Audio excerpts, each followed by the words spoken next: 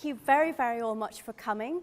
And I'm very glad that you share my enthusiasm for this great picture. I'm Caroline Campbell. I've the great privilege to be the curator of Italian paintings here before 1500. And I'm also the head of the curatorial department.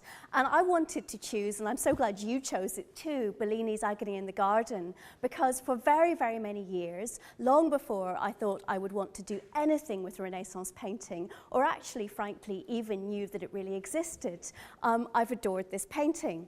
And I first came across it through a detail of it on a poster when I was an undergraduate student of history at Oxford. And there was a poster for a concert of St. John's, of the Bach St. John Passion. And this figure here, who's sleeping, was on the poster. And I'd never been to London before. As you can tell from my accent, I grew up in Northern Ireland. And actually seeing this made me come to the National Gallery for the first time, because I was really intrigued to find the image that was on the poster. And then when I got there and discovered that it wasn't just a single figure, but an entire painting in a landscape, and that this was a peripheral figure rather than anything else, I was even more excited. And I don't want to go all personal on you, but for me, this was one of the pictures that actually got me into studying Renaissance art in the first place. And as I've studied it over the years, I've come back to it again and again. I have the great privilege of coming up and looking at it every morning in the gallery before the gallery is open to the public. And it's one of the paintings I often spend time with.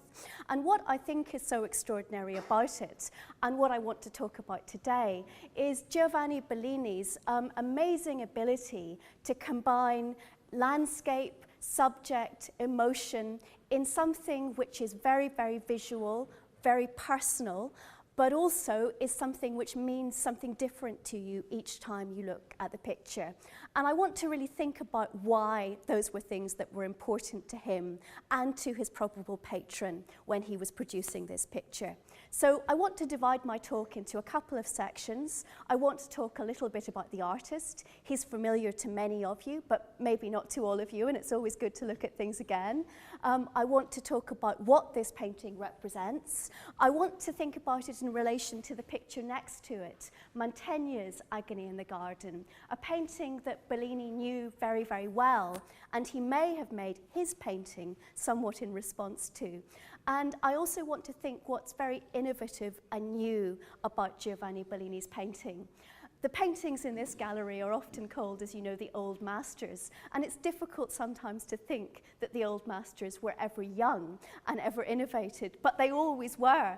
And this is one of the most exciting paintings of the 15th century, I think, in terms of what it tells you about landscape and about the role that naturalism can have in depicting a sacred scene, such as that represented here. So I'll start by just a little bit about the artist. Giovanni Bellini is, I think, one of the greatest and most extraordinary painters that ever lived. And that's a personal opinion, but I think it's one shared by many others. For me and for many people, he's remarkable because of his use of color and his deep response to the natural environment, which is something that we don't see in many painters before Bellini. Bellini spent his entire life in Venice, apart from a few brief periods where we think he went to Padua, and more about that later. He may have had a villa in the countryside outside Venice, which may explain why he responds to Italian landscape so beautifully. We know he didn't really like traveling anywhere else, and he was very unkeen about depicting anything he didn't actually know. He's asked by various patrons, courtly patrons in Italy, if he will paint all sorts of things. On one occasion, he's asked if he'll paint a view of Jerusalem, and he says, no, I won't do that. I have no idea what Jerusalem looks like. I haven't been there. So for him, everything he does is very much rooted in where he is and where he's from.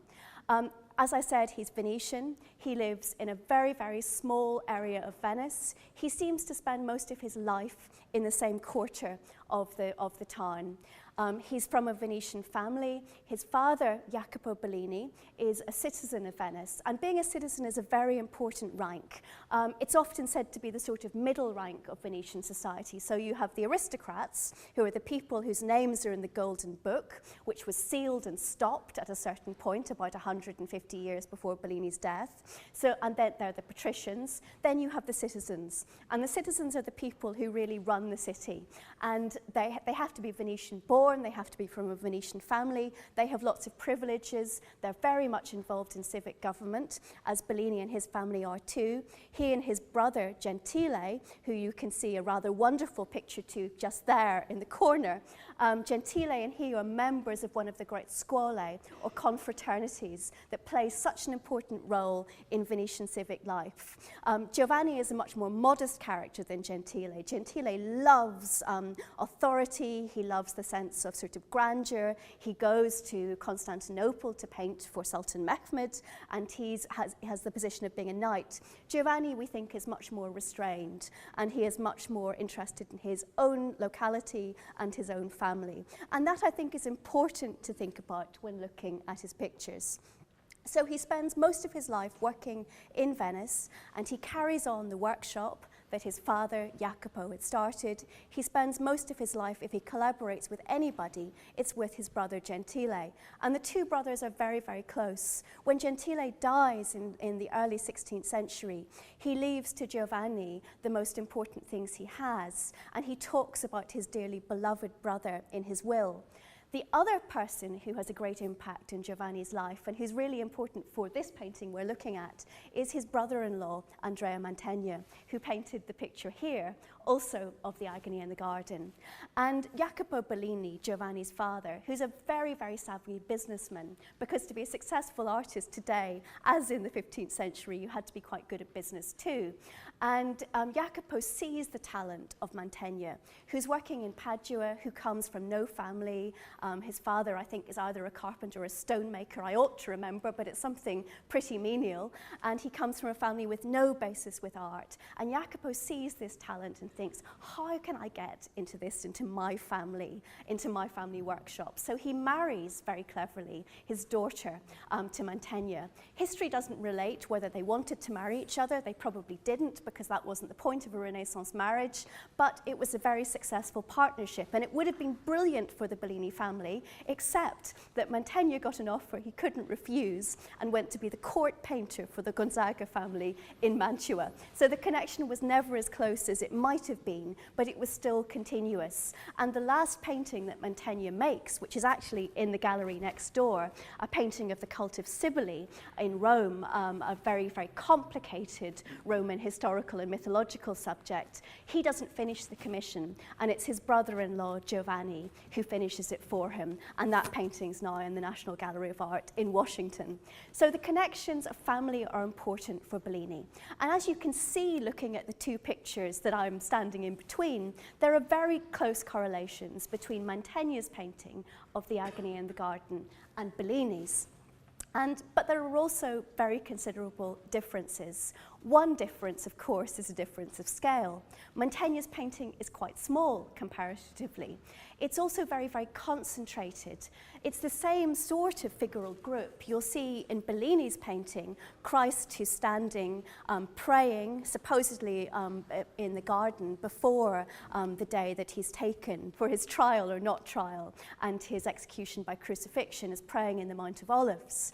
And in Bellini's painting, he's looking one way, he's looking a different way in Mantegna's. And Mantegna's painting also, there are many more figures, it's much more closely set.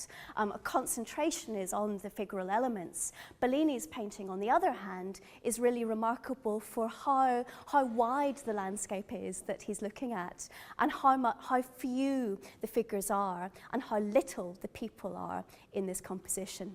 So moving from that's a very good way to start talking about the subject of this painting. And as I said, it's a story which is known really in Christian iconography as the agony in the garden, that moment where Christ is praying, aware that he's going to, he's going to go through this terrible sacrifice, but not yet seeing, yet knowing that Judas, one of his disciples, has betrayed him and is coming with the soldiers and the 30 pieces of silver. He's been paid as his betrayal price in here. And in Bellini's painting, you can see the group of soldiers with Judas at the front of the queue, coming, making their way through this large landscape to the mount, which is in the foreground of the composition.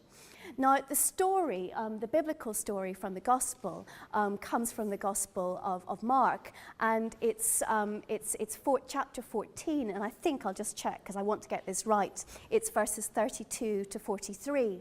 And the biblical narrative says that Christ is accompanied by members of his disciples. And you can see here that he's praying. And Bellini, very like Mantegna, has used the natural forms of what he's depicting of the garden, of the Mount of Olives, to really combine with the figure of Christ. So Christ has his hands up in prayer, and this is echoed very, very beautifully by the shape of the rock that he's there. It's almost as if it's a sort of natural prayer desk. If you think he's praying at a desk, then you realize it's actually a stone.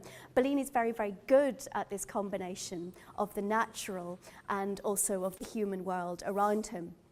Christ is here, he's praying, and he's accompanied by his disciples, but they're fast asleep and in the most extraordinary positions.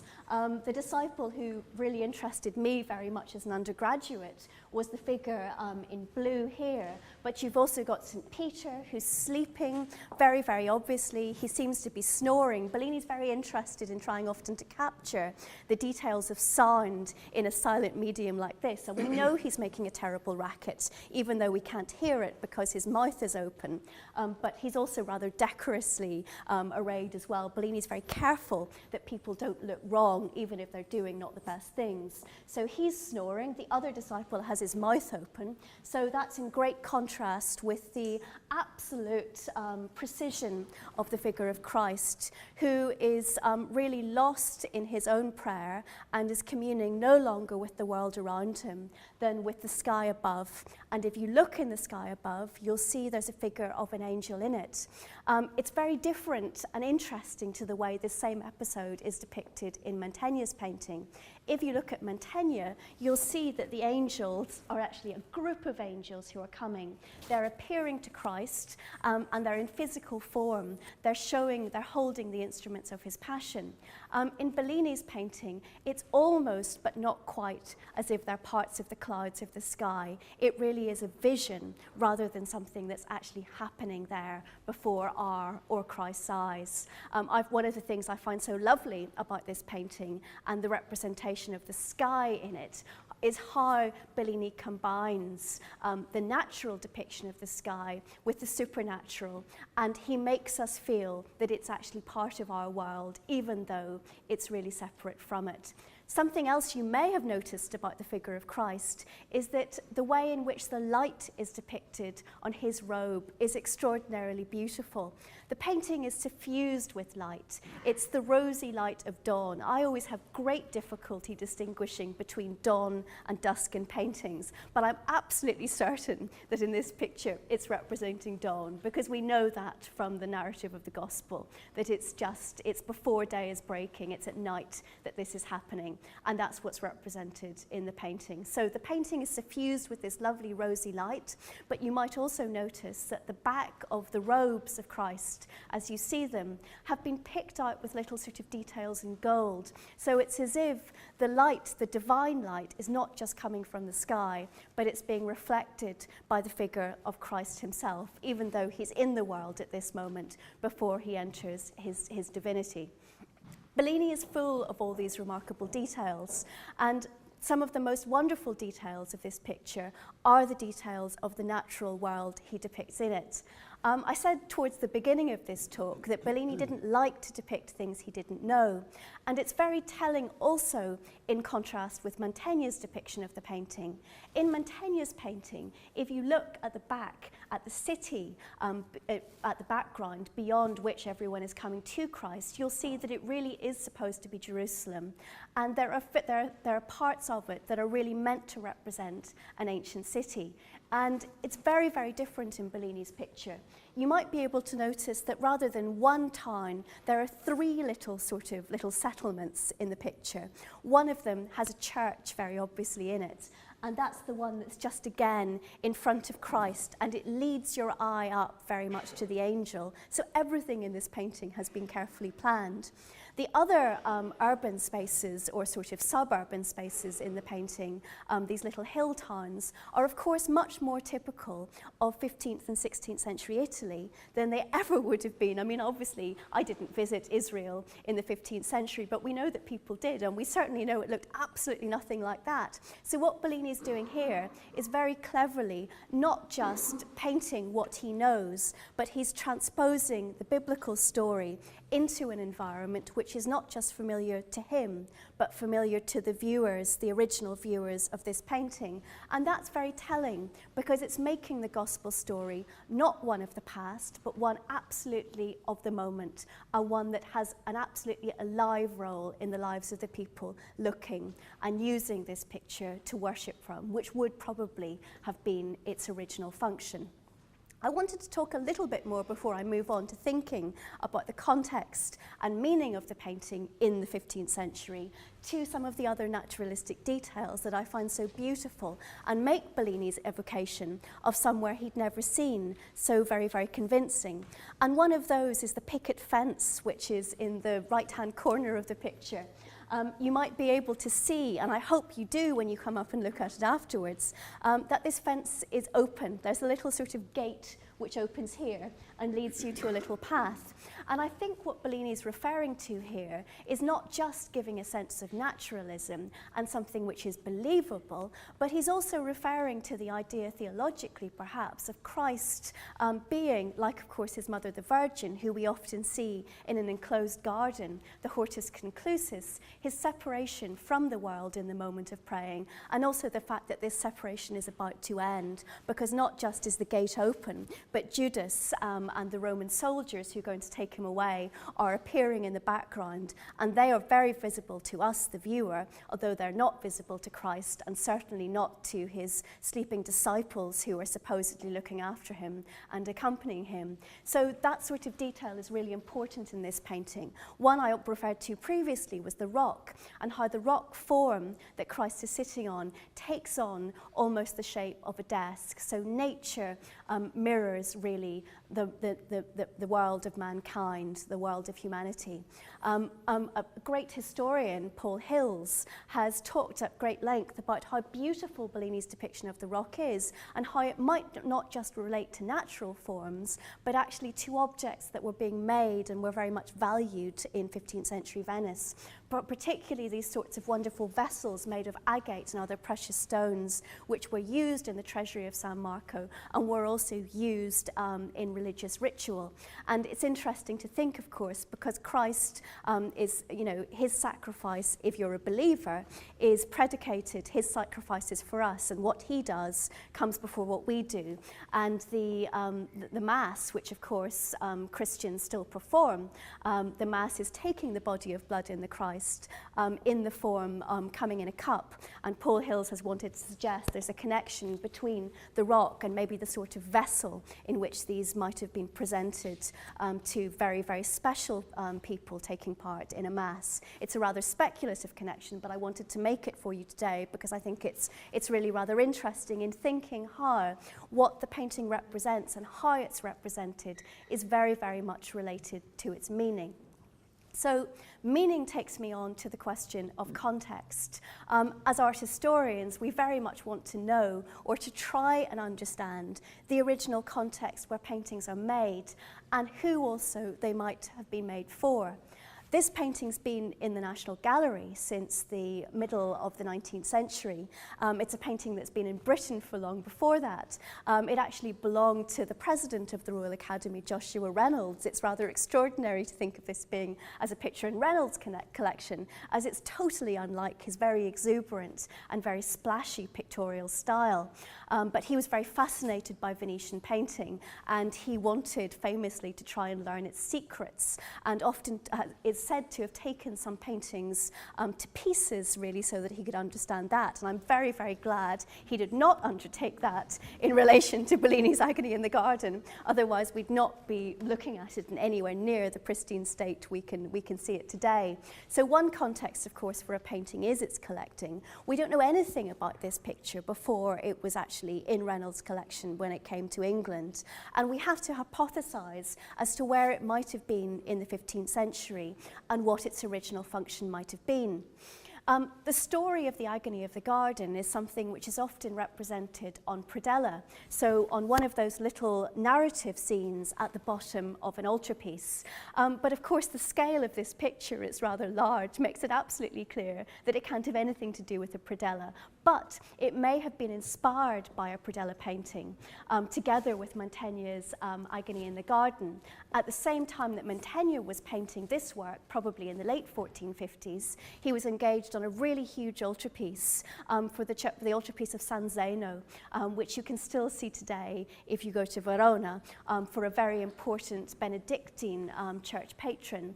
And in those paintings, one of the scenes is the Agony of the Garden. It's now in Tours, I think, if I'm correct, in the Musée des Beaux-Arts in that French city.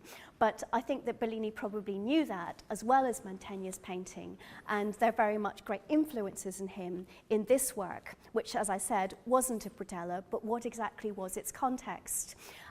We think that this painting was probably made in the mid-1460s. We're very unsure about a lot of things about Giovanni Bellini's early life. Early lives of artists are often the most difficult to reconstruct in terms of their pictorial style, but also in terms of even most basic information about them, such as their dates. We don't, for instance, know exactly when Giovanni Bellini was born, and it's been suggested recently by a scholar called Daniel Mays, who's given a birth date, that he wasn't actually the brother of Gentile Bellini, but that he was the brother of his supposed father Jacopo, but a much, much younger brother. It doesn't make much difference, actually, I think, to the artistic chronology of Bellini's career, because regardless of whether Jacopo was his actual father or his sort of painterly father, he had the most impact on him, on his artistic style as it developed. So the subject of the Agony of the Garden is something which Jacopo Bellini is very, very interested in, and you may all be familiar with these great books of drawings that Jacopo Bellini composed together with his members of his workshop and his sons. One of them is in the British Museum, and one of them is in the Louvre in Paris. And they are an amazing compendia of sort of ideas for pictures and inside a painter's visual imagination. And I think we can't really look at Giovanni Bellini's inventions without really having the history of what his father or possible father had actually developed before. And Jacopo's painting, a drawing of the Agony, if you look at it, he's very interested in placing Christ within a wide landscape, as does Giovanni in this painting. But he's not really very interested in details of the sky, of making the emotional feel of the picture connect to the landscape and to the devotional significance, which are the three things which makes Giovanni such an extraordinary talent. And that leads me on to really ending about what the possible function of the painting might have been. As I said, it's a painting that's probably made for some sort of devotional purpose. It's not made, I'm sure, for a church. It certainly can't have been part of a predella or a wider altarpiece. My feeling is that it was made for somebody who was devout, who was very interested in meditating on the subject represented here, but was also very interested in artistic skill and how that could really be an added value to the devotional value of the subject.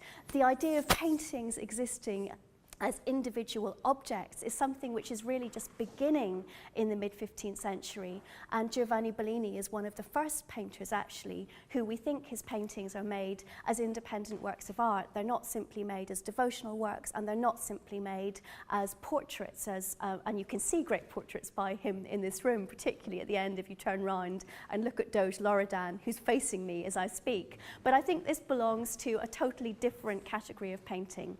It's a painting which is valued as much for the skill of the painter as for what it represents. And the story of what's represented is only significant because, or is predominantly significant because of the way in which the painter has enabled us to look at it as something which is not happening in a distant world, but a world that's very familiar to the viewer, and a world that still has many connections to us today. And he does that by his extraordinary genius as a painter of landscape, a painter of figure, and his ability to connect the past, the present, and the future together.